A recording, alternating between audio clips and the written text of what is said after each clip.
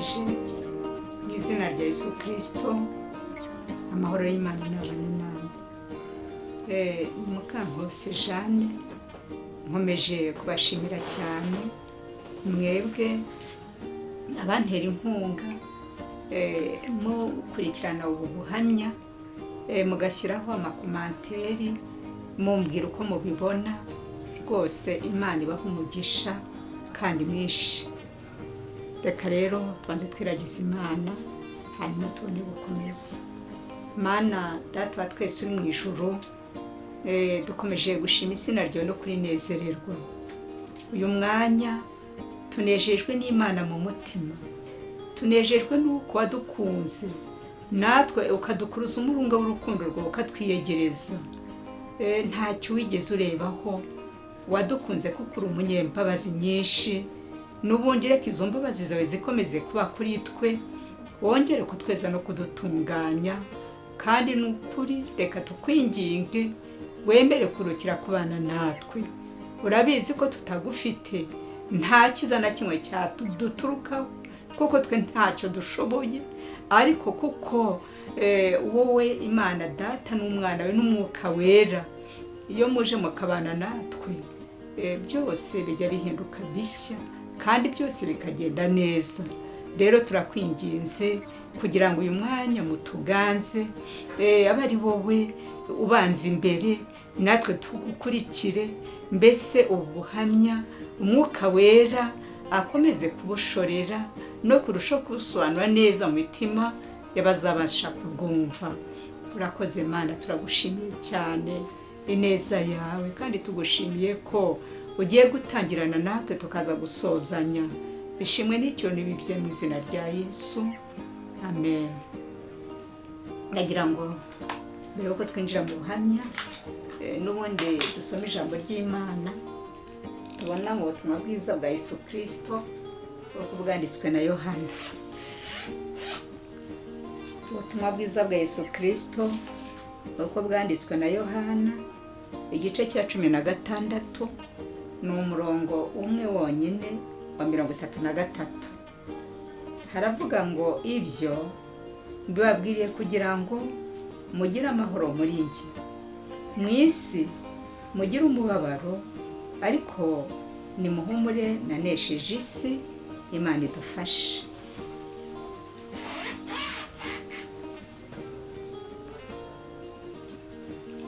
N'ayo magambo tugiye kuganiraho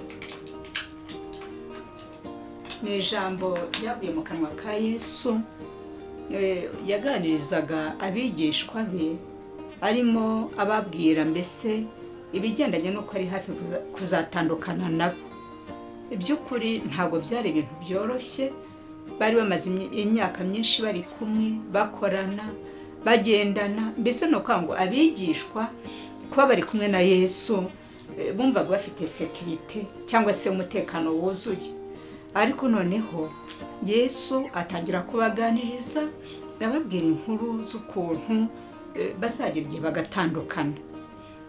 Yareba mu mitima kuko ahareba, akabona uburyo bari kubyumva, barabyumvana ibintu by'imbogamizi. Mbese bakibaza ukuntu naramuka bavuyemo bazasigara. Ariko Yesu arabahumuriza, arababwira ati rwose muhumure, ningenda nzabohereje umufasha, ndetse mwumve ko ari byiza cyane ko ngenda, kuko uwo mufasha azaza, azabana namwe, azagenda ababwira byinshi, azajya yenda ku byanjye n'ibya Data bibabwire. Mbese abemeza uburyo atazabasiga bonyine.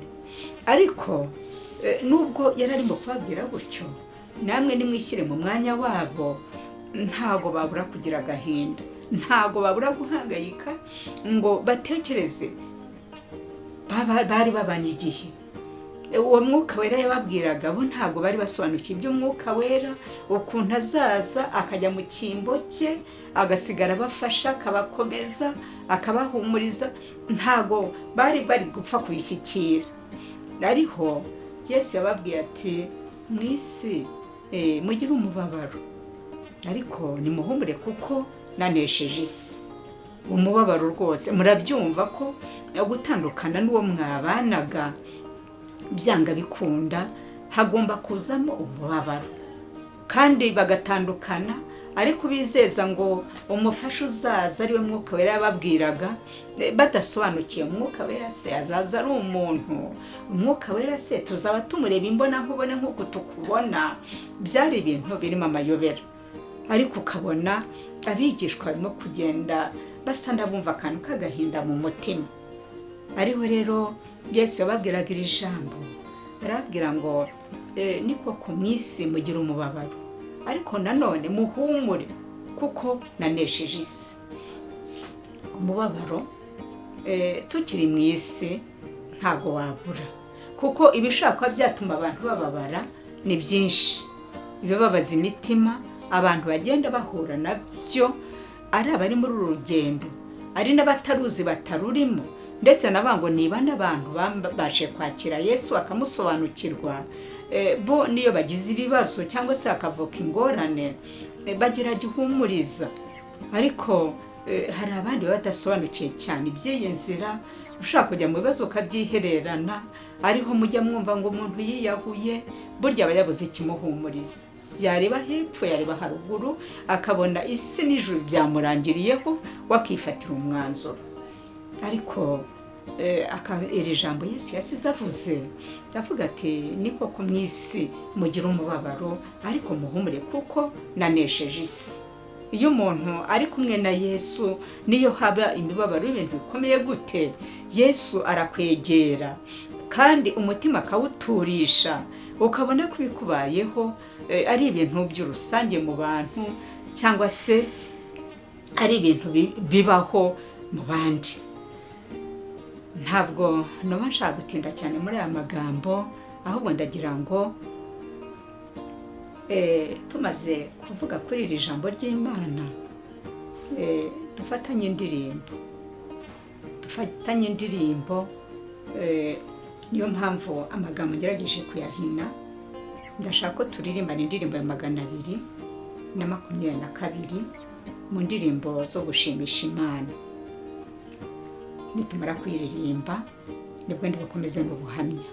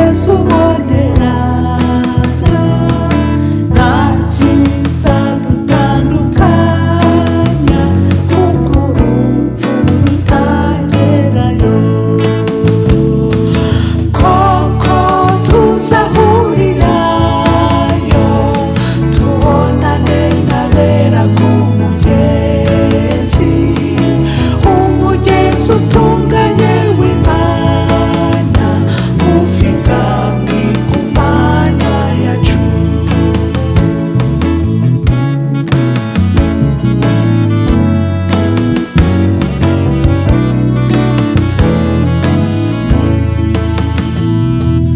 Nuko tuzagera vuba kuri uwo mugezi mwiza, turirimbane n'ababo indirimbo zishimishije. Koko tuzahurirayo tubonane n'abera ku mugezi, umugezi utunganye w'Imana ufika ku Mana yacu. Koko tuzahurirayo tubonane n'abera ku mugezi, umugezi utunganye w'Imana ufika ku Mana yacu.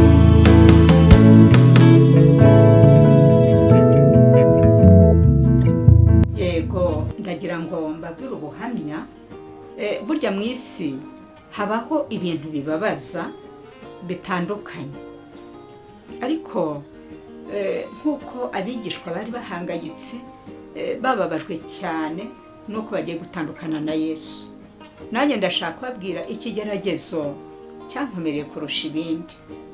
Cyarankomereye, kiranambabaza, numva mbese kinyeganyeje umutima. Icyo kigeragezo ni urupfu rw'umutware wanjye.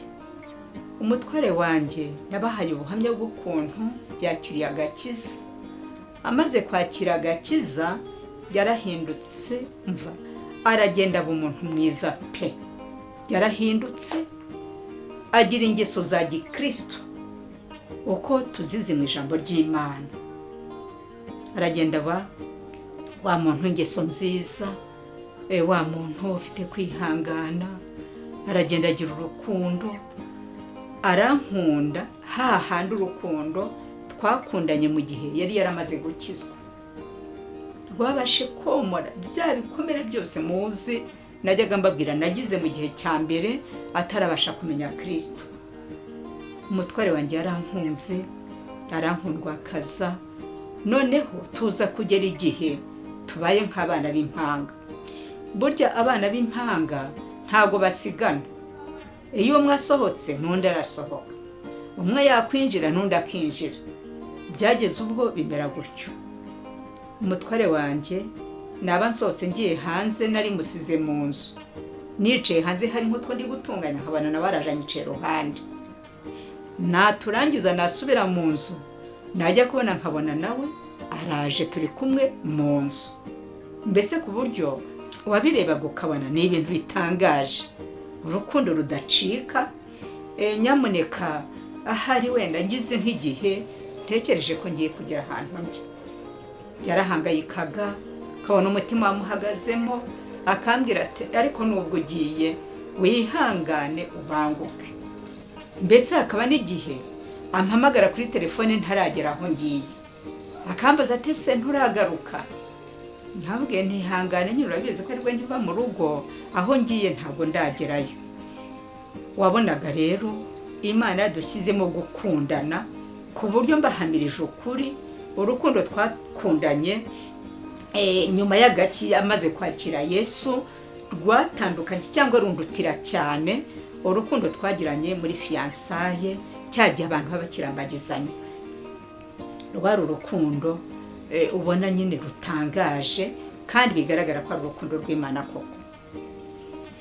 Nuko twaje gufatanya imirimo y'Imana, dufatanya imirimo y'Imana itandukanye. Habayeho imirimo y'Imana yakorerwaga mu cyumba hano iwacu. Twahafunguye icyumba bitewe na wa muhigo nari nahigiye Imana yuko Imana niduha inzu ikatwemerera ahantu ko tuhaba, ko umurimo w'Imana uzahakorerwa. Rero umurimo by'ukuri warahakorewe, arahatanga hahinduka icyumba cy'amasengesho, hakorerwa ibikorwa by'Imana bitandukanye kandi nabo abirimo, mbese ubona ko rwose ari ibintu ari kwiyumvamo. Mbese twakoranye umurimo, ni imirimo itandukanye yo mu murimo w'Imana. Nibuka ko nyuma ya jenoside yakorewe Abatutsi, kubera ko twahungutse mu ba mbere, ku mudugudu wa Muhima wabonaga nta muyobozi n'umwe urabasha kuboneka mu bahayoboraga afata inshingano zo kuyobora. Aragenda akajya ayobora amateraniro, araba mu mibyizi, araya nimugoroba, mbese abo muyobozi rwose akajya ayobora gahunda, umurimo w'Imana afatiraho, ku buryo wabonaga aho ngaho Imana yahamagaye umurimo. N'abandi bayobozi bagiye baza bahunguka, ariko kubera ko basanze umurimo yarawutangije barakomezanya. Twakoranye umurimo hano mu cyumba iwacu, turawufatanya, dukorana umurimo wo gutekera abarwayi, tukabagemurira adutwaye mu modoka. Mbese twagera kwa CHUK akaba ariwe bahereza lisite, akajya ahamagara abo kwa muganga banditse bakwiriye guhabwa imfashanyo. Lisite niwe wagendaga akayaka, akajya ahamagara izina, natwe tukagenda tugafata amasahani tuza twarurira abarwayi. Twafatanyije imirimo y'ibintu bitandukanye, mbese no kwa ngo twakoranye imirimo myinshi y'Imana, ariko yari afite impano yo kwigisha ijambo ry'Imana, akigisha ijambo ry'Imana neza. Yagera mu nkuru z'Abisiraheli akazigisha, umwuka w'Imana yari yaramuhaye kuzisobanura ku buryo azigisha ukagira ngo yagendanye nabo. Mbese iyo mpano yarayifite yo kwigisha neza ijambo ry'Imana no kuyobora amateraniro. Mbese nuko ngo twafatanyije imirimo itandukanye mu bintu by'Imana. Igihe rero cyaje kugera, ngiye kubona mbona afashwe n'uburwayi, fatwa n'indwara y'umutima, hazamo n'indwara y'impyiko. Izo ndwara zimufashe, Imana itangira kunteguza ko agiye gutaha. Imana iri kubimbwira by'ukuri bene data, ntabwo nahise numva nizeye koko iby'Imana irimo kumbwira ari ukuri, ko yamwica yamujyana n'ababana mfite. Murabizi ko abana bari baharari 12. Harimo abana bataratangira n'amashuri bakiri batoya. Kuvuga rero ngo Imana imbwiye ko igiye kumujyana, mu mutima wanjye nahise mvuga nti ntabwo Imana yabikora.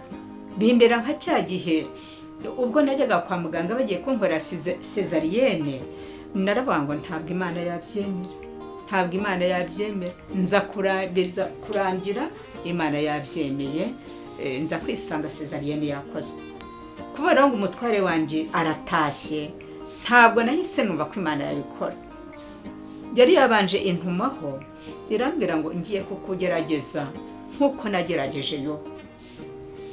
Mbyumvisha ahubwo nge numva n'akantu keza, mvuga nti Imana yanyirase, nkumva ni ibintu byiza rwose by'igiciro kwiratwa n'Imana. Kungerageza nk'uko yagerageje Yobu, ntabwo nari nzi ko biri buzemo urupfu rw'umutware wanjye. Imana rero ko yagiye ntumaho imbwira yuko umutware wanjye agiye gutaha, ngiye mu mutima wanjye nakomeza kwisetingamo ko ibyo bintu bitashoboka, ko Imana itabyemera. Ariko ni ukuri bene data, Imana irigenga. Naje kujya kwisanga, nisanga napfakaye, umutware wanjye Imana imuhamagaye, gusa yagize iherezo ryiza kuko yatashye turi kumwe, arangiza urugendo nk'umwana w'Imana. Burya amagambo ya nyuma niyo yemeza umuntu cyangwa se abasigaye aho umuntu agiye. Ubwo rero kubera ko yatashye turi kumwe, ubuhamya bw'uko yagiye mu ijuru ndabufite bwo 100%. Umutware wanjye rero amaze kuva mu mubiri, niwe wahagurukiraga urugo, niwe wakoraga. Nababwiye ko twari dufite atelier de menuiserie et soudure.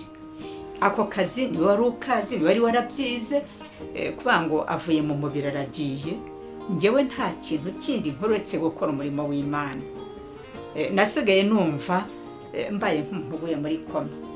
Ndibaza abo bana ikintu twari dufite turi kubara kizadufasha mu buzima ni inzu, akazu gatoya kakodeshwaga 25,000.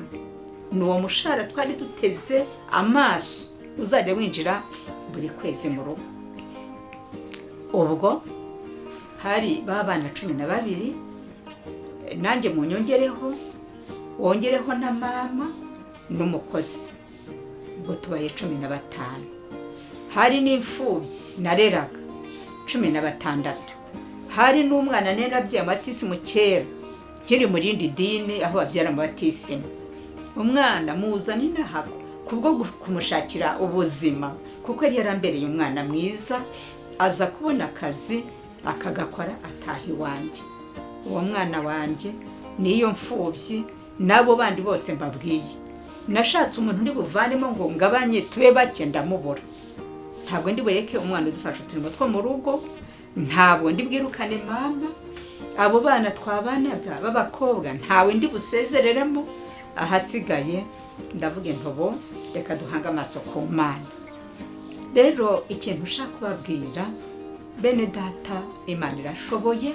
Iyi Mana ubu mwumva ndi kuvuga ibi muri bugira ngo hari ndimo kuyigaya, cyangwa se mugira ngo hari urubanza ndimo kuyishyiraho, ahubwo ndashaka kuyibabwira nyibashimira uburyo Imana itagendera ku muntu akorwa n'isoni. Ahantu twari dusigaye, uretse ko twari dusigaye muri ya nzu twahawe n'Imana, tutazabazwa ubukode bw'inzu, ariko ku kigendanye n'imibereho wibazaga icyo kurya, ukibaza icyo kwambara, ukibaza babana ukuntu baziga, wajya kureba ugasanga ibyo bintu byose bishaka kutazashoboka. Ndetse abantu bamfasheho ijambo, ndumva narabashe kugerwaho n'abantu 2. Umwe arambwira aturutse ahantu ati abantu barimo kuvuga ngo mu gahe gato muraba mwarwaye bwaki, kubera ko we ntacyo ukora, n'abana nta n'umwe ari wakarangiza segonderi, bari bakiri bato. Ngira ngo uwa mbere w'imfura yari ari mu mwaka wa 5 wa segonderi, kandi harimo n'abandi bari bataratangira, abana bari bakirimo batoya. Ubwo rero n'undi nawe yarambwiye haciyeho umwaka umwe, araza arambwira ati twicaye mu kabara ahantu, ati abantu bakuvuzeho, baravuga ati uriya mugore wa kanaka nta kindi kintu akora, n'abana bose bangana kuriya, mu minsi mike muraze murebe bwaki ukuntu bwakigiye gutongora. Ariko Imana twakurikiye, ndagira ngo nyibashimire ko ari Imana idakoze isoni. Mbyara zawe napo zariho, kwifunga ngafunga urubyaro nkaruhagarika byarashobokaga, ariko by'ukuri ndabango kubwo kumvira Imana, kubwo kubaha Imana, nta rubyaro mfunga, reka mbyare banshiremo. Imana irareka koko barabanza banshiramo, kuko umutware wanjye yabyaye umwana wanjye wa bucura wa nyuma yenda kuzuza imyaka 3. Byumvikana ko nta wundi mwana wari wasigaye inyuma, kubera ko nasaga n'ubyara buri mwaka cyangwa se mu myaka 2 ikurikiranye. Rero ndabahamiriza ntashidikanya ko Imana yankoreye ibitangaza. Ikintu yahise ikora mu mutima wanjye, nari nsanzwe mbana nayo nkayikomezaho mu buryo bwose. Noneho ndavuga nti oho ngiye kumana n'Imana, nzaba ku karago, nzayihamagara amanywa, nzayihamagara nijoro, igihe cyose Imana ngiye kugerageza uko nshoboye mbane nayo akaramata. Buriya rero Imana, ndumva hari amagambo nigeze kwasoma nabango nkunda bankunda, ngo banshakana umwete barambona. Imana yankoreye ibintu bikomeye. Narabanje ngurisha imashini twakoreshaga mu bubaji, ibikoresho bimwe na bimwe ndabigurisha, tukagenda twirwanaho muri iyo minsi ya mbere. Ariko biza kugera igihe mvuge ntireka nshaka ukuntu nshinga akabutike. Butike ndayishinga, nyishyiramo umwana w'imfubyi nariraga, ni naratoje kubaha Imana rwose, ubona ko ari umurokore. Aragenda arakora, arahomba, butike ayivamo.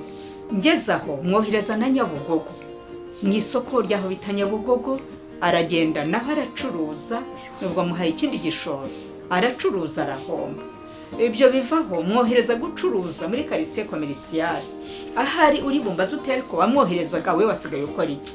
Ngewe cyatumaga sigara wa murimo w'Imana twakoraga, umurimo wari ugihari kandi usaba kumva mpari kuva ku munsi wa mbere kugeza ku munsi wa nyuma. Kandi ikindi nari narabwiye Imana ko nzayikoreshereza igihe cyanjye cyose nyuma ya jenoside yakorewe Abatutsi, maze kubona ineza Imana ingiriye. Nari nayibwiye ijambo rikomeye, ndavuga ngo nkwihaye w'icyacumi. Byumvikana ko kuba nihaye Imana w'icyacumi byasabaga ko nyine najye nyikoreshereza igihe cyanjye. Umwana we namuhereje muri quartier commercial, aragenda naho arahacuruza mu mujyi rwagati, arahomba biranga. Arangije rero hari umuririmbyi umwe uvuze ngo nzacuruza gusenga nunguke kunyurwa, ngo kuko Yesu ari byose nzacuruza gusenga.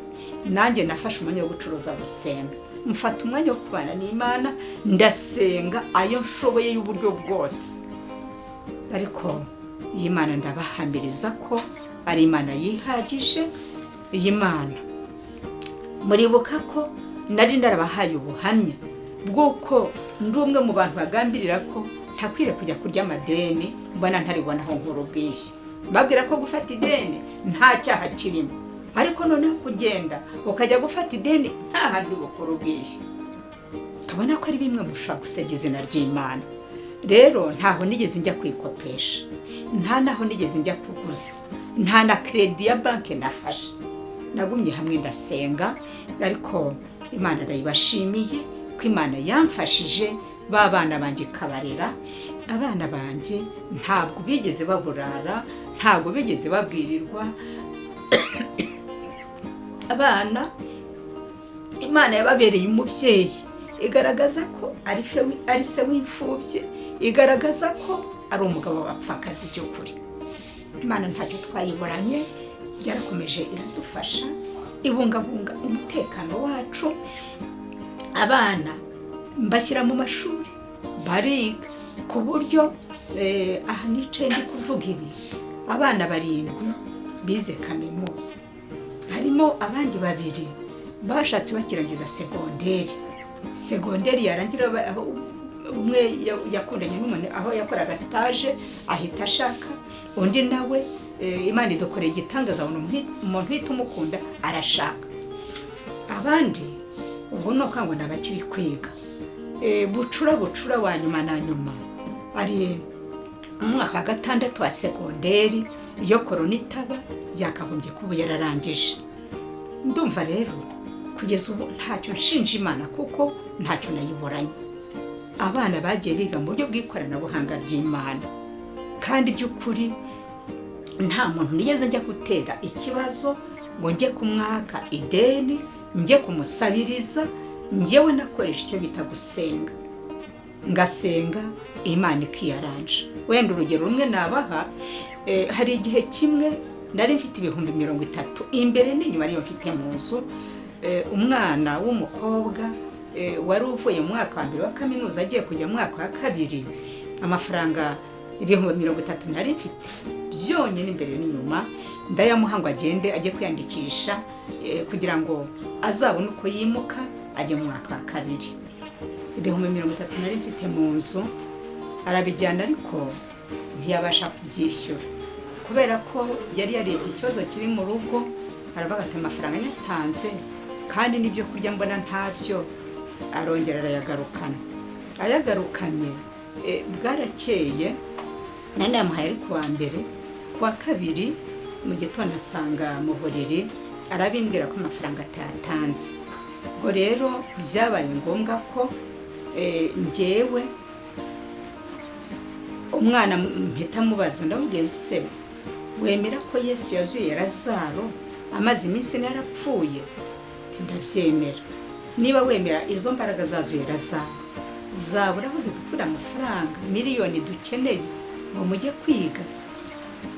Amafaranga umwana yaragiye arayatanga, nanjye mpita ntangira amasengesho yo kwinginga Imana ngo mbese indengere kandi yereke abana ko ari Imana ifite byose mu kuboko kwayo. Rero natangiye amasengesho njya kwirwa mu materaniro y'abamama mu Gakinjiro, nimugoroba ndaza ngeze mu rugo ngiye kubona ntiyakandagira mbona haje umuntu arambwira ati nashaka ko tuvugana. Ubwo muhaye karibu yanga kwinjira ambwira ati ndihuta, ahita ambaza ngo kugira ngo abana bajye kwiga harabura iki. Byari muri bya bihe abana bagiye gutangira umwaka. Naho nti rero kubera ko abana ari benshi ntabwo ubona bibara gutya ngo mbashe kubimenya. Arambwira tugende bibare neza noneho uzaze kumbwira ejo. Naragenda bibara, urumva natangiye amasengesho y'iminsi 2 uwo munsi nta nubwo ndanayasoza, ariko Imana ijya mu mutima w'uwo muntu. Yari umuntu w'umucuruzi. Arangije mu gitondo nagiye gusenga nanone kwa gatatu, njya mu iterano ryabaga mu Gakinjiro, mvuye gusenga mpitirayo. Ndambwira nasanze ari 1,20,000. Ayo mafaranga yise aterura arayampereza. Aho nagira ngo baho urugero mwumva ukuntu Imana yagiye ikora. Nta muntu nagiye kubwira ngo nagize ikibazo, ahubwo nasenze Imana ikaba ari ijya kubwira umuntu ko iwanjye havutse ikibazo. Nuko nguko Imana yagiye ibigenza. Abana bariga barasoza.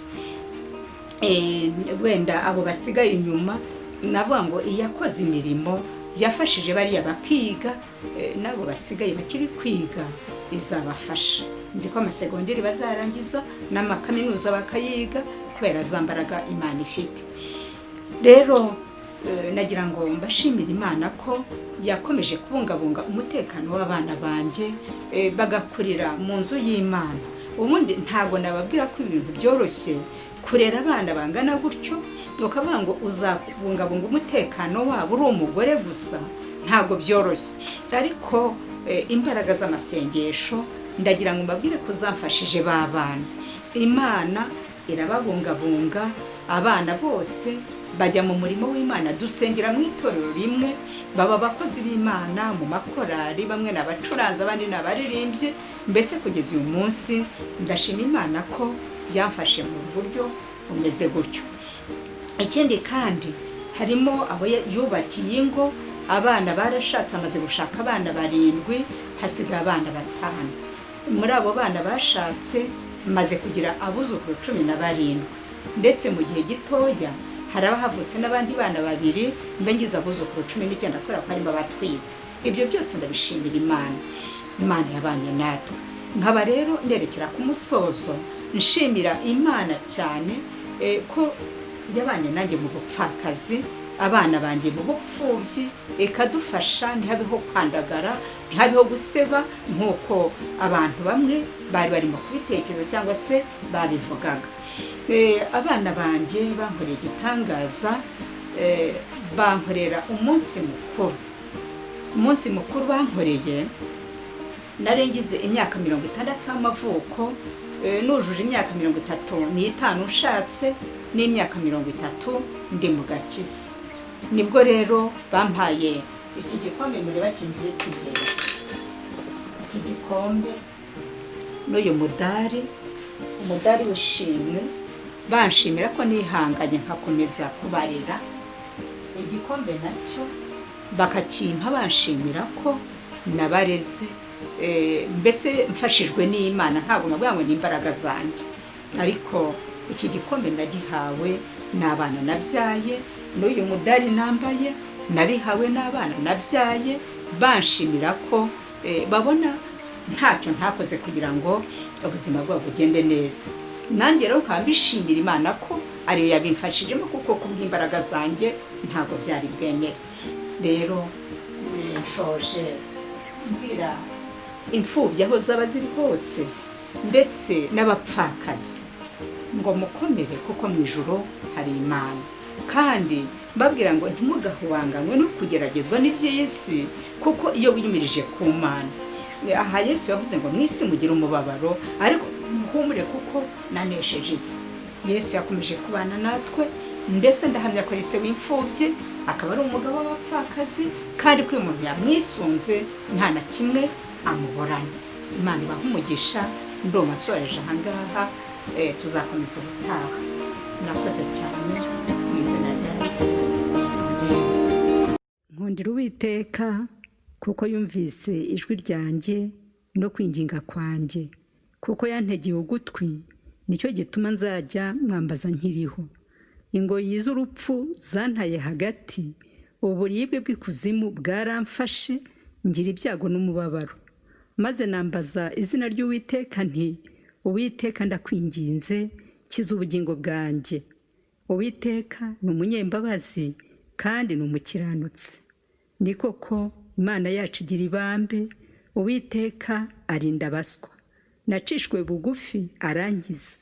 Umutima wanjye subira mu buruhukiro bwawe, ngo kuko Uwiteka yakugiriye neza. Ngo kuko wakijije ubugingo bwanjye urupfu, amaso yanjye ukayakiza amarira, n'ibirenge byanjye ukabikiza kugwa. Ibyiza Uwiteka yangiriye byose ndabimwitura iki?